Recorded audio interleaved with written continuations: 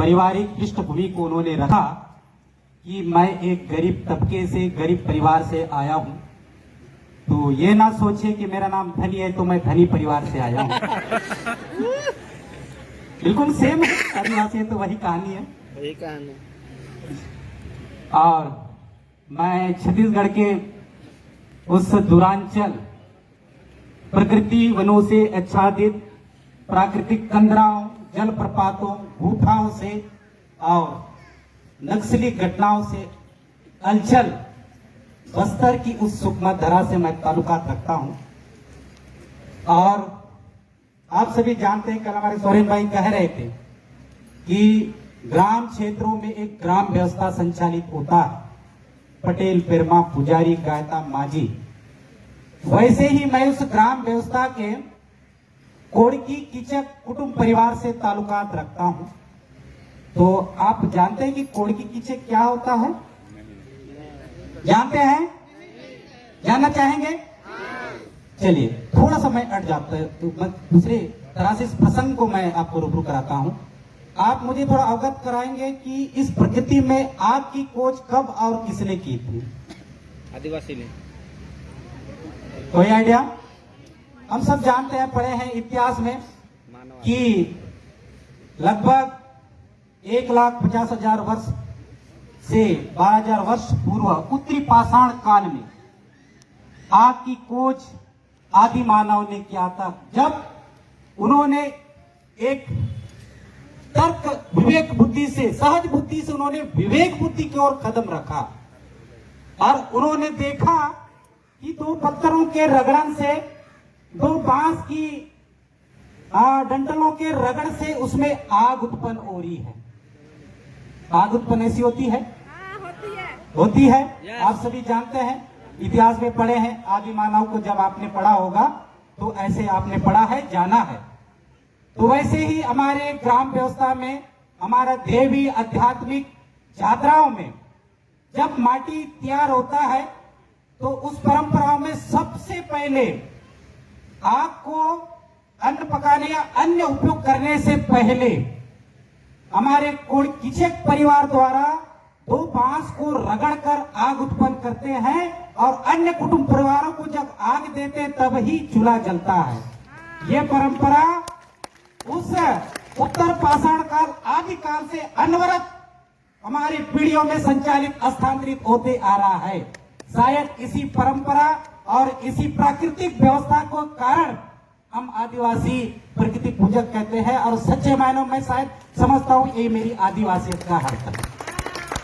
तो मैं उस कोड़की परिवार से हूं और मेरी कहानी कुछ इस तरह शुरू होती है कि उस गरीबी की कहानी को छोड़िए, सबकी कहानी है। आपकी कहानी को सुनकर मेरी समस्या तो आपकी समस्या बड़ी है, मेरी समस्या छोटी है, छोड़िए, वो सबकी कहानी है।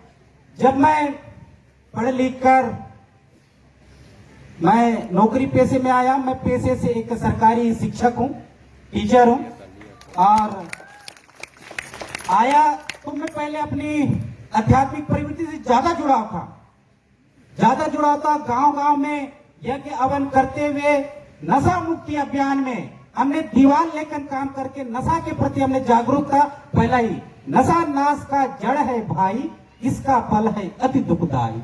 इस प्रकार के हम लोग दीवार लेकर करते लोगों को जागरूक करने का प्रयास करते थे। सिगरेट पीकर खांस रहा है, मौत के आगे नाच रहा है। इस टाइप के बहुत सारे हमारे वाक्य दीवार लेकर करके हमने कम्युनिटी को जागरूक करने का प्रयास किया।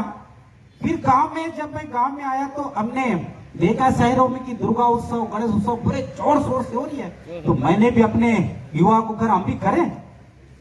तो हमारे पुरखों ने कभी किया नहीं था, पुरखों ने कभी जाना नहीं था, उस व्यवस्था को हमने गांव में शुरू किया। 4 साल बड़ा धूम धड़ाका से चला, मस्त। 5वां साल हमारे इस उत्सव में ग्रहण लगे। उस समय हमारे नक्सलियों का आहत दस्तक था। उन्होंने नक्सलियों के नजर में आ गए, उन्होंने मना किया। मना करने के बाद में हम लोग किसी भी तरह 3-3 साल की हमारी पद्धति है, उसको 6 साल पूरा करना था। उन्होंने कहा, मना करने के बावजूद भी हमने रखा। उन्होंने आया, देखा, पॉम्पलेट देखा कौन है अध्यक्ष, कौन है समिति के कार्यकर्ता, उसमें लिखा था धनीराम नाग। तो उन्होंने जन अदालत में हमने बुलाया और आंख पांव तोड़ने की उन्होंने प्रमाण सुनाया। हमने किसी तरह हमने माफीनामा उन तक पहुंचाया, सॉरी माफ कर दीजिए, गलती हो गई, माफ कर दीजिए। फिर अगले साल आया, 5 साल हो गई, एक 3 साल तो हो गया, एक 2 साल हो गया, इसको भी 3 साल कंप्लीट करना है। सियान लोगों ने बोला तो हमने भी डर के मारे, हाँ अगर ना करे तो कुछ अनर्थ तो होगा। तो 3 साल हमने कि मेरे मन में चल रहा था तो 3 साल कंप्लीट करना है। तो फिर हमने जब अनुमति लेने जब वो पहाड़ियों में गया, देखा किधर उसका लोकेशन ढूंढा, बड़ी 4-5 घंटे की इंतजार के बाद पहाड़ों से उतर के आए। एक महिला कमांडर थी, नाम सुरक्षा कारणों से मैं शेयर नहीं करूंगा, कमांडर थी। और उसने कहा क्या काम है जी? कॉमरेड हमको 6 साल कंप्लीट करना है, तो इस बार भी हम लोग दुर्गा उत्सव रख रहे हैं। तो पढ़े लिखे लगते हो, तुम्हारे पुरखा ने कभी मनाया था, तुम्हारे व्यवस्था में है, कितना लगता है अमाउंट? तो मैंने कहा लगता है 60 से 65 हजार, 50 हजार अभी दो, हम पब्लिक को जनता को बांटेंगे, तुम जनता से लूट के ये मनाते हो। उन्होंने बिल्कुल सख्त अंदाज उन्होंने मना कर दिया। फिर भी हमने आया, हमको तो डर था कि अगर हम 6 साल कंप्लीट नहीं करें तो गांव में कुछ ना कुछ अनर्थ तो होगा, जो भी होगा देखा जाएगा ऊपर वाले को। और हमने रखा, तो जैसे ही हमने रखा पूरे अच्छे से जोरदार से 8 दिन तो पूरे अच्छे से चला। पर 9वें दिन जब हम ना रामायण लीला जब कर रहे थे, मैंने भैंसासुर का रोल करा था, भैंसासुर अपने पूरे सभा में था। तो उन्होंने मंच पर एक मेरे संदेश आया, यहाँ के जो प्रमुख है बुलाइए, अब भी मारेंगे हम। ऐसा कहते ही जितनी से भी कहीं ज्यादा भीड़ थी, 5 मिनट में पूरा खाली। और मैं उस मंच पर उसमें पंडाल में बस मैं अकेला खड़ा रह गया। और जैसे तैसे बीत गया, 6 साल हो गए, कान पकड़ लिए, जय दुर्गे माता, सुरक्षित हूँ। उसके बाद दिवाली की छुट्टी था, मैं जब ड्यूटी से आके मैं रिलेटिव के घर जा रहा था, पहाड़ों के बीच से शाम को 5 बजे गुजर रहा था कि मुझे पता नहीं था कि इस रूट से कपिला गुजर रही है। मैं अचानक से उनके बीच गया था, सब बंदूकें तन दी। तो उसमें से जो एक कमांडर था, मैं पहचानता था उसको। दादा आई एम मास्टर, धनी मास्टर। अच्छा ठीक, कहाँ जा रहे हो? बस रिलेटिव। किसी को मत बताना, ठीक है नहीं बताया। जब मैंने जहा तो आगे पानी भरा हुआ था नदी, तो मैं पार नहीं कर सकता, तो मैंने कहा प्लीज हेल्प मी। तो उन्होंने 4 कमांडरों ने मेरी बाइक पार की, और मैं जैसे डरते समाते मैं आगे बढ़ा, मेरे रिलेटिव के पहुंचा तो वहां उनका भोजन वही बन रहा था। मैंने क्या साइड करा, ये क्या लोग को बुलाए हो? मेरे को सब तरफ से घेर लिए, गिर कोने भाई। तो बाद में जो हमारे कमांडर हैं सेंट्रल जोन के, तो आप है गुरु जी? जी। तो क्या करते हो? पढ़ाते हो? क्या पढ़ाते हो? साइंस पढ़ाता हूँ। तो चंदा को मामा पढ़ाते हो?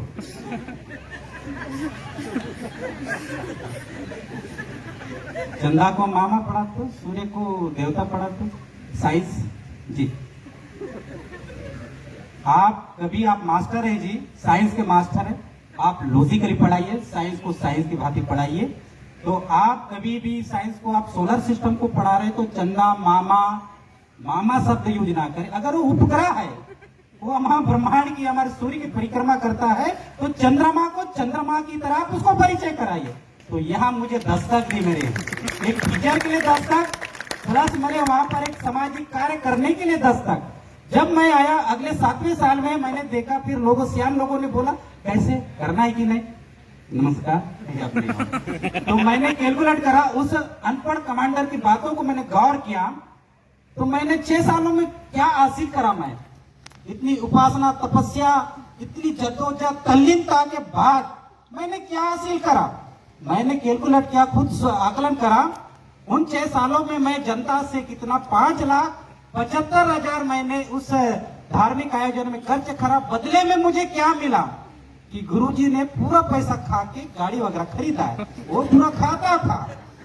तो ये मुझे एक दर्द और एक आंखें खोलने वाली बात थी। इतनी ईमानदारी के बाद मुझे ये अपमान मिला, तो मैंने वहीं से अपना गियर बदला सामाजिक गतिविधि की ओर।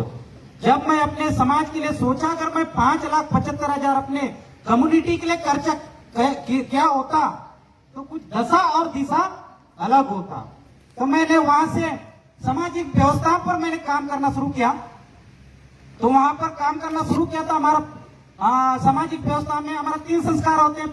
हमारे ध्रुवा ट्राइब में पता नहीं आपके यहाँ कितने संस्कार होते हैं। हमारे यहाँ 16 संस्कार नहीं, 3 संस्कार होते हैं, जन्म, ब्याह, मरण।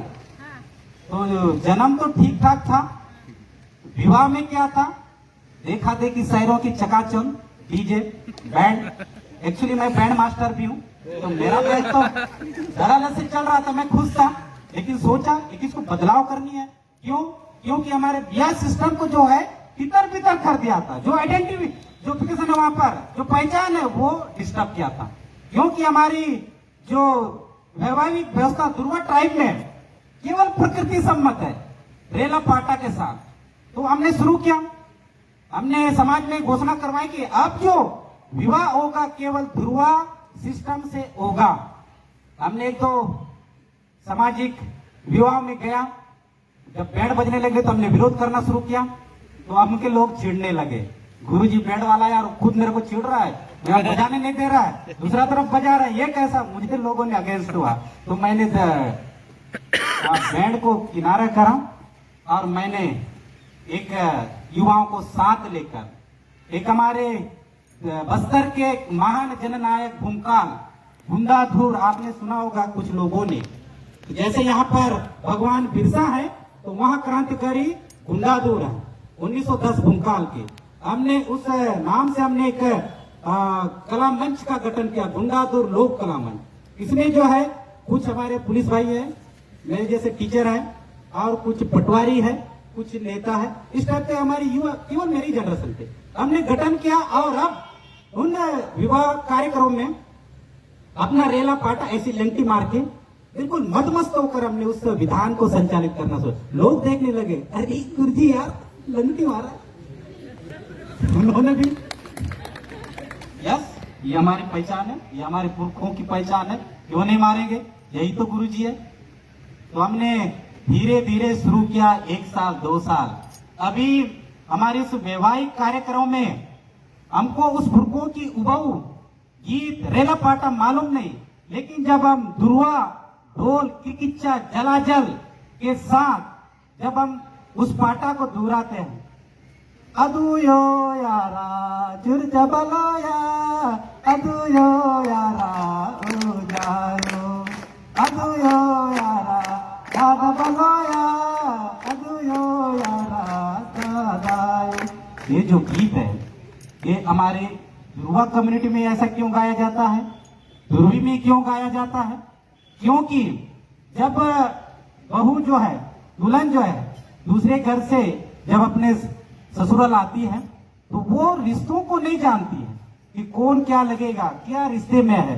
तो इस गीत के माध्यम से हम उनको जनाते हैं कि ये आपके भैया लगेंगे, ये आपके सास है, ये आपके ससुर है, ये आपके देवर है, ये आपके जो फलना है। इस टाइप का हम उनको रूबरू कराते हैं। तो यार लॉजिक क्या है हमारा कि हम इन गीतों में उनकी रिश्ता जोड़ते हैं, संबंध उनको हम जोड़ते हैं। तो ये मुझे लगता है ये रेला पाटा मेरे आदिवासी विशिष्ट होने की अर्थ को दर्शाता है। तो इस प्रकार अब हम सामाजिक कार्यक्रम में और ऊपर उठकर अब जब हमने अपना ध्रुवा मणि नृत्य इस प्रकार हमने एक टीम गठित किया और कई मंचों पर, राज्य स्तरीय मंचों पर हमने प्रस्तुत करा। और हमारा इसका उद्देश्य का गठन पैसा कमाना नहीं था, बल्कि हमारी उभू परंपराओं को नए पीढ़ी में हस्तांतरित करने का था। लेकिन ये तो हमारी पहचान तो मिल ही गया, हमारा परंपरा तो हस्तांतरित हो ही रहा है। लेकिन सच कहूं तो 2 साल 2 महीने और आज 18 तारीख है, तो 5 दिनों में हमारे खाते में 9,50,000 रुपए की ट्रांजैक्शन हुई है। और इस प्रकार जो है अब युवा हमसे जुड़ रहे हैं, 2 डिस्ट्रिक्ट हमसे जुड़ रहे हैं।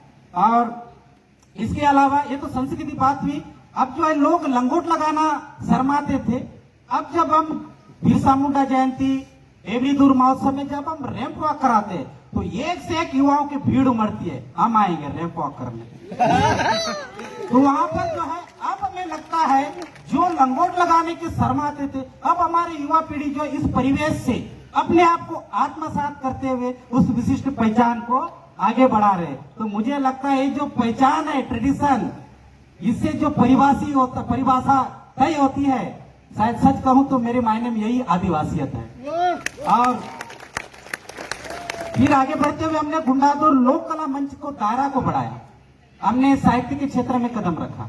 साहित्य के कदम रखा तो मैंने ध्रुवी बोली में कविताओं का लेखन, ध्रुवी बोली में कहानियों का लेखन कर रहा हूं, करते रहा हूं। और मुझे बादल संस्था जो है, Bastar academy of dance art and literature एक संस्था है, उसमें मुझे अपनी जनजाति की ताना बाना लिखने का अवसर मिला। हम उसने अपनी बोली भाषाओं का हम संग्रहण कर रहे हैं।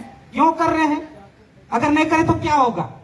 मैं अपनी बोली का कविताएं ना लिखी तो क्या होगा? क्या होगा? एक प्रकार की मेरी सभ्यता खत्म होगी।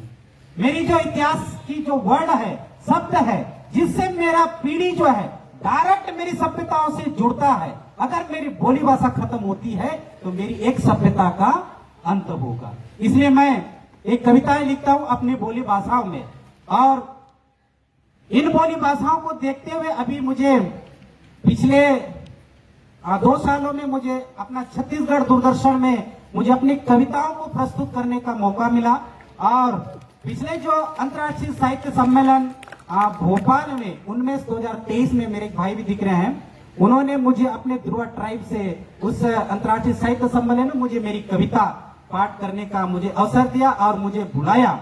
तो मुझे मैं इतना इंस्पायर हो गया हूं कि जहां तक हमारे पढ़े लिखे कर्मचारी बंधु ध्रुवी बात करने के लिए हिचकिचाते हैं, तो मुझे जो ध्रुवी बात करने के लिए मुझे हवाई जहाज टिकट करा, तो मैं वही बोलता हूं अपने युवाओं को, आप ध्रुवी बोलिए, अपनी उंगलियों में कलम फंसाइए, कुछ उकेरिए, शब्द आकार लेगा और उसी में भाव प्रकट होगा, वही कविता आपका बनेगा। तो आप जब भी आप लिखना शुरू करेंगे तो आपको भी इसी प्रकार हवाई जहाज से आपको बुलावा जाएगा। तो मैं उनको इस बार करा हूं। तो ये अभी आप विश्वास नहीं करेंगे, आप हिस्ट्री 2 साल पीछे चलेंगे तो आपको कोई भी ध्रुवा गाना दिखेगा नहीं, लेकिन अब इन 2 सालों में मेरे युवाओं ने एक से एक अच्छे से गाना एल्बम अभी यूट्यूब में आपको देखने को मिलेंगे। तो मैं समझता हूं कि मैं उस कारवा को आगे बढ़ते हुए कुछ सफल तो नहीं लेकिन लहर उत्पन्न कर रहा हूं, तो सब परिणाम आ रही है। साहित्य के साथ आगे बढ़ते हुए हमने संवैधानिक जागरूकता पर काम करा है। जिस प्रकार हमने हमारे तटस्थ उड़ीसा प्रांत के और हमारे छत्तीसगढ़ बस्तर में हमने संवैधानिक कार्यशाला जन जागरण रैली का माध्यम से, आप जानते हैं हमारे बस्तर में पढ़े लिखे जो साक्षरता दर तो कम है, अभी की युवा पीढ़ी भी उन संवैधानिक अधिकारों से वंचित है और जानता भी नहीं। हम कार्यशालाओं के माध्यम से हमने उनको पेशा कानून की 5 शब्द, छत्तीसगढ़ भू राज्य संहिता 1959 की धाराओं प्लस लोकल रिजर्वेशन की उनके प्रावधानों और 5th शेड्यूल की उनके हमारे प्रावधानों को उनके रूबरू कराया। परिणाम यह हुआ कि जब हमारे सुकमा माइनिंग से ऑफिस से एक हमारी रेत खदान का उन्होंने क्या कहना कि क्या बोलते, रेत खदान लीज लिया, तो हमने सियानों को तो पता नहीं, सरकार का है, सरकार ले रहा है, हम क्या करेंगे, तो हम करेंगे कुछ। तो हमने जो है 5th शेड्यूल ग्राम सभा 13(3) का के प्रावधान पारंपरिक ग्राम सभाओं को हमने हवाला देते हुए सियान लोगों से, हमारे एक साथी शिक्षक है उनको हमने रूबरू कराया, आप ग्राम सभा कराइए, सब परमा पटेल माजी मुखिया को हस्ताक्षर करवाइए, सर आप कलेक्टर से मिलिए। हमने देखा कि वह परिणाम बड़ा आश्चर्य था। 3 खदानों में से 2 खदान यथावत संचालित, पर मेरा खदान जो है वहां स्थगित हुआ। मैंने सोचा अगर इन कानूनी प्रावधानों को हम अमल करें तो इसका परिणाम आ सकता है। तो मुझे यहीं पर एक लहर दिखी कि संवैधानिक कार्यशाला का असर यहाँ पर हुआ। दूसरी उदाहरण है कि एक नगर निगम से जुड़ा एक जमीन है, पर वो हमारा ग्राम सभा में आता है, तो वहां जब हमने ध्रुवा कम्युनिटी के लिए एक भवन बनाने के लिए अधिग्रहण किया, तो उन्होंने नगर निगम ने हस्तक्षेप किया। राजनीति में हस्तक्षेप किया। जब हमने एक झोपड़ी बनाई, आगे नगर निगम उठा के ले गई। तो हमने अच्छे अच्छे कानूनी जानकारों से हमने पटोला, दादा मैं क्या लिखूं, कैसे डिबेट करूं। तो मैंने कांकेर गढ़ पिछवाड़ी के सरपंच है, उन्होंने लड़ाई लड़ी थी। मैं बहुत पहले न्यूज में पढ़ा था, किसी प्रकार उनका आइडिया लिया और हमारा केबीकेएस संवैधानिक जो जागरण थे उनसे आइडिया लिया और हमने 9 बिंदुओं पर मैंने लेटर तैयार करा और मैं कर्मचारी होने के नाते मैं पीछे से उनको धकेल रहा हूं। तो उन्होंने कुछ लोगों ने गया और जैसे ही उन्होंने नगर निगम अध्यक्ष से बात करने उन्होंने चुप किया। तो उन्होंने आ गए सपना में डिप्टी कलेक्टर, उन्होंने धारा का उन्होंने हवाला दिया। अरे यार धारा नगर निगम अध्यक्ष 9-10 के तहत तो आप गलत कर रहे हैं। तो हमारे जो यूथ के जो जिलाध्यक्ष उन्होंने चुप, क्योंकि उनको पता नहीं। तो मैंने जो बिंदुओं का हवाला दिया था उन बिंदुओं के हवाले पर उन्होंने क्रॉस क्वेश्चन किया। अगर आपका ये नगर निगम है तो हमारा 5th शेड्यूल एरिया में हमारा जमीन कहाँ है, दिखाइए। और आपने तो ग्राम सभा जो है 13-3 कहा कि तो ग्राम सभा ने जो निर्णय लिया है आप नहीं मान रहे हैं, तो आप संविधान का उल्लंघन कर रहे हैं। जब इस प्रकार 2 प्रश्न उन्होंने दागा तो ठीक है, मैं कलेक्टर से तो मुझे लगा हाँ यहाँ कुछ काम करा। तो ये संवैधानिक कार्यशालाओं का असर है। और इसी प्रकार हम अभी यूथ जो है हमारे साथ बहुत सारे काम है, बहुत सारे कार्य है, पर उसको बता पाना मुश्किल और समय का अभाव। तो अगर इजाजत हो मैम, तो मेरे जो साथी है जो हम लोग मिलकर काम कर रहे हैं उनको मैं इस मंच पर बुलाना चाहूंगा और इजाजत हो तो एक रिदम बजाना चाहूंगा जो कि वो आदिवासी को दर्शाता है। बेरूर रे जम्मई बेरूर 8 अगस्त 2022 को पेशा कानून को लागू करा गया। बहुत सारे त्रुटियां हैं, लेकिन आपके 5th शेड्यूल एरिया में अनुच्छेद 13(3) काम है जो परंपरागत रूढ़िगत व्यवस्था में जो पटेल पेरमा मांझी मुखिया जो उस निवास करते हैं उनके द्वारा जो वहां पर प्रस्ताव पारित किया जाता है, तो वो ना लोकसभा ना विधानसभा सबसे बड़ी किसमें कहा गया है, अनुच्छेद 13(3) काम है। तो उसी के प्रावधानों को हमको जगाने का प्रयास कर रहे हैं। तो ये हमारे टीम के लीडर हैं। मैं एक शिक्षक होने के नाते मैं हमेशा पीछे से इनको धकेलता हूं, जाइए इस तरह की बात कीजिए, ऐसा करिए। और मैं केवल आर्थिक सहयोग कर सकता हूं, संवैधानिक तरीके से मैं इनको विचार दे सकता हूं। तो मैं चाहूंगा हमारे जो कर्मचारी भाई हैं, आप इस समाज की रिजर्वेशन, समाज की प्रतिनिधित्व करते हुए आपने अपने लिए गाड़ी घोड़ा टीवी आपने सब खरीदा है, लेकिन गुजारिश है कि आप घर में बीवी और टीवी में मस्त ना रहें। आप एक दीपक की तरह आप जलते रहे, स्थिर होकर जलते रहे, इस प्रकार जलिए कि आपकी आंच दूर तक जाए। उस आंच में वो प्रेरित होकर वो समाज में एक बदलाव शुरू करे। बस मैं यही संदेश देना चाहूंगा। और ये हमारे भाई है, अगर इजाजत हो तो एक रिदम बजाना चाहूंगा। जरूर आप स्वतंत्र हैं, स्वतंत्र देश के नागरिक हैं। डिक्लेयर इमरजेंसी चल रही है, कभी भी उठा के डाल देंगे। माइक पकड़ लीजिए।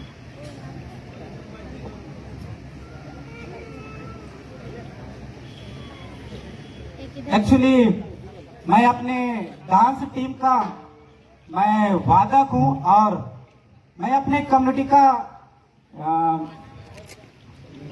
लोक नृत्य का मैं नोडल भी हूं। तो मुझे ढोल बजाना मुझे बहुत मजा आता है।